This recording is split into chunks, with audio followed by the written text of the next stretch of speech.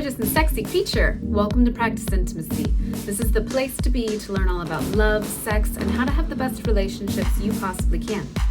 My name is Jami Lynn. I'm a marriage and family therapist. And today we are talking about female and the more feminine people's style of turn-on and what works for them that maybe is a little bit different than the typical straight man's response to sex, okay?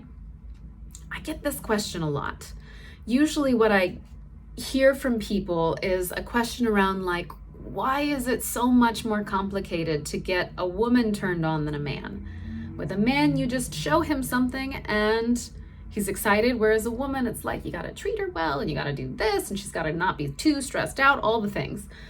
Can you tell that I'm a little bit judgmental of that storyline? Because I am. I totally am. Basically, that storyline tells women that there's something wrong with them when there absolutely is not. It's just that we do have different sexual responses. Some of this is because of the difference in genitalia. When your genitals very obviously show you that you're turned on, it is easier to know you're turned on, whereas if you have genitals that still communicate, because there's as much erectile tissue in a vulva as in a penis, and intersex, like all of us have the same amount of tissue that gets turned on and swells when we're turned on, but it's more hidden in a vulva. It's less obvious. And so that's some of it. But then another part may be that this is all conjecture. We don't actually know, but it may be that for hundreds and in some cases thousands of years, our ancestors have experienced women being more likely to be persecuted for being sexual. So reputation for women was actually a much bigger concern than for men. Men could easily get away with being sexual. Granted, they might lose their reputation as a gentleman, but they could just duel and still be considered a gentleman. Whereas a woman who does not protect her virginity is potentially going to be killed. I'm thinking about witch burning. Any woman who is connected to sexuality and nature could be burned at the stake or drowned. Any woman who is sexual could be beaten, could be tossed out of society. Like, there were a lot more repercussions for a female to be sexual than for a man to be overtly sexual in the history of our species. At least white culture in particular. It is different in different cultures. But at this point, whiteness, because of colonization, has infected most cultures. And so that idea of women have to protect their reputation runs deep. And there's a good reason why it runs deep. It was actually unsafe to be a sexual female in the world. And so that could be part of it. It is possible that it's also a difference in the way that we interact with each other. So just like in our nervous system, a person who has more testosterone, usually men, would react with a fight-flight response most of the time. Recently, research has shown that a person with more estrogen in their body is going to have more of like a a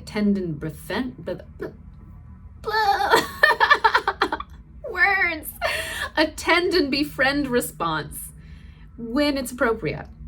And there's a lot of research into women being more socially engaged, more empathic, more attuned to each other. And again, that could be nurture as much as nature. We don't actually know. It's hard to separate these things out. Most likely it is a combination of the two. There are some biological, anatomical differences in our nervous system that make estrogen-based bodies, women, non-binary people who lean more feminine, that make them a bit more likely to be socially responsive, whereas people in testosterone-based bodies, men and masculine non-binary folks, would be more leaning towards responding to whatever's happening inside of them instead of what's happening between them and another. Less social, more individual responses to the world. Okay, so that kind of separates out some thinking to begin with. But now let's talk about a little bit of research. there is some research into, here are 8 different categories that you can think about that would help a woman or non-binary femme person feel more turned on. And I don't know, because there isn't research into this, but I imagine it is similar for trans women, because they do have more estrogen in their nervous system, and they do probably, excuse me, they do probably have more of a female feminine response to sexuality. That's also my experience just knowing a lot of trans women, but it could be different if your partner or you is a trans person. So take this research with not necessarily a grain of salt, but just see what applies to you and throw out the rest and communicate that to your partners. So these different categories, they could either turn someone on or turn them off. And this is why people tend to think like, ugh, women are so complicated. There's a little truth to it. We have some complexities in our genitalia that maybe are not present in a penis, but in the end, like, everyone is complicated, everyone is complex. Diversity is the name of the game in sexuality, and so be curious about you and your partners. That's what matters. Don't assume you know what turns them on, be curious about it. Don't assume you know what turns them off, be curious about it. But in different focus groups where I think it was like 3 or 4 researchers, I think it was all women too, I can remember that Graham and McBride and maybe McCall were involved in this research. Oof, I'm so bad with remembering names. They did focus groups where they were asking women to express what turns you on, what turns you off. And some of the big categories that emerged were feelings about their body, how a woman or non-binary femme person is relating to their body is going to either add or subtract to their turn on. If they've got a great working relationship with their body where they feel sexy and alive and they love themselves and they're accepting of the way they look, they're going to be more open to sex. Whereas if you're a person who's being sexual and the whole time you're just thinking, God, I wish the lights were not on, it's going to be really hard to want to be sexual. The next category is what we've already talked about, concerns about reputation. Am I going to be good enough? Am I going to be too much? What will other people think of me if they learn that I'm being sexual? So there's this real deep wondering about, am I good enough if I choose to be sexual? If I am sexual, is it going to be acceptable? The next one is putting on the brakes inside their mind.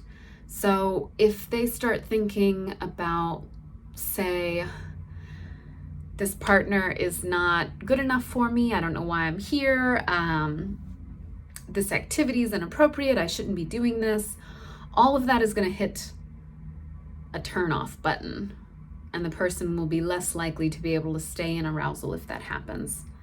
There's another concern always for everybody about unwanted pregnancy, STIs, all of that. But for women in particular, there's the extra layer of they would have to carry the baby if they get pregnant. And so unwanted pregnancy is a really big internal turnoff. If there isn't access to a condom, if they are not sure their partner's aligned with them and going to keep that condom on. If you don't keep a condom on and you said you did, FYI, that is non-consensual sex. That is entirely inappropriate. It is sexual assault. Do not do that. I digress. And so that would be another thing that would hit the brakes, is thinking about, oh God, am I going to get pregnant? Am I going to get an STD? All of that, ideally, could be mitigated if you have really open, honest conversations with your partners, both get tested, show your test results, all of that. And so if ever you're in a situation where a woman or a man or a non-binary person, if you're in a situation where someone says, hey, I'd like to see your STD results, go, cool, this person's excited to take care of their body, I'm gonna do that. And then go get tested and show them your results. It's also good for you to know what's going on in your body. It's a really, really common practice that is just now starting to take hold in the greater heteronormative culture. So get tested every 3 to 6 months. It's just a good idea. The next one would be feeling desired by your partner. And this I often hear people talk about as the difference between like, I am desired, I am special in some way, I'm being seen and valued, versus my partner's using me. I am a sexual gratification doll that's being used, and this interaction is not actually about me in any way, it's all about them. Huge turnoff. And so being aware of, am I coming at my partner with desire for them, or is this all about me?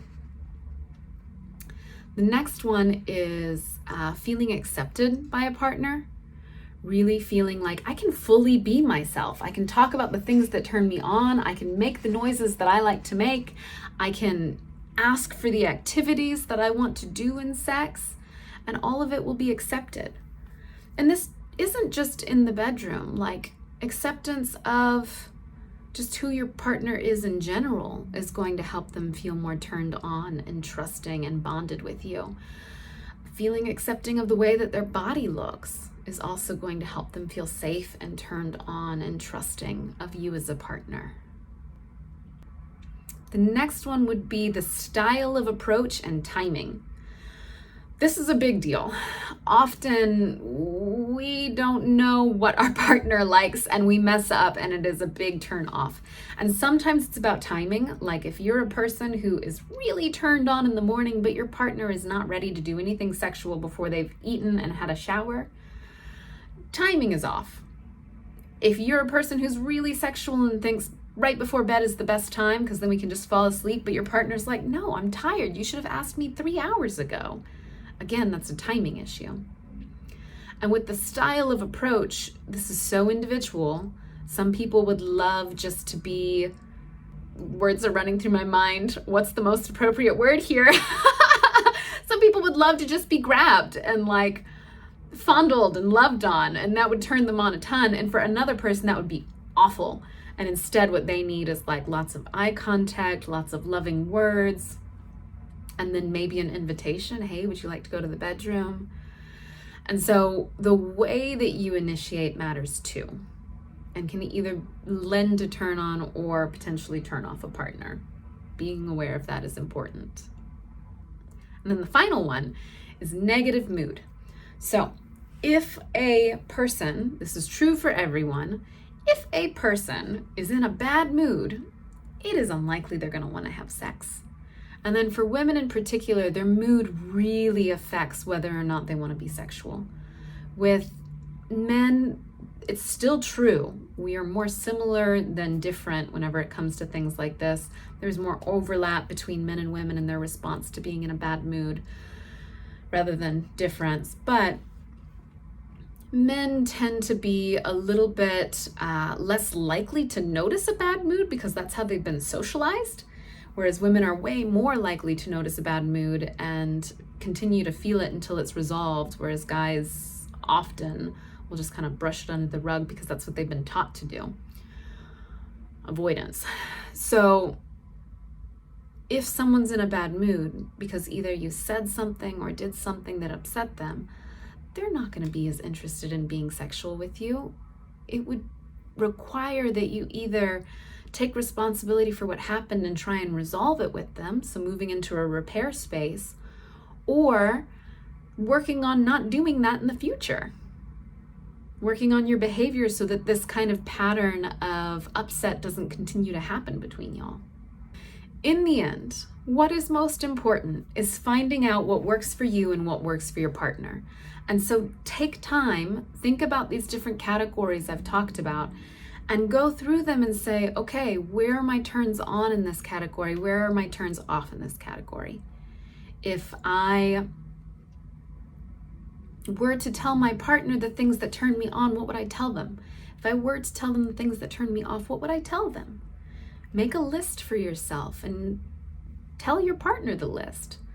And just so you know, I'll go through the categories one more time. I'm going to read them to you. They are feelings about your body, concerns about reputation, anything that might hit your brakes, any thoughts that might cause you to be like, oh no, this is not a good idea. I don't want to be sexual anymore. Unwanted pregnancy, STIs, feeling desired versus feeling used, really wanting to be accepted by partners. And then the style of approach or initiation and the timing of that initiation. And then finally, negative mood. Go through these categories. Think about what works for you and what does not work for you, and communicate that with partners. It'll help you both to have a way more flowing, easy, not always, but more easeful experience of sex together. Okay, that is all for right now. Leave me comments below. Remember to like this video, subscribe to my channel, and I will see you next time.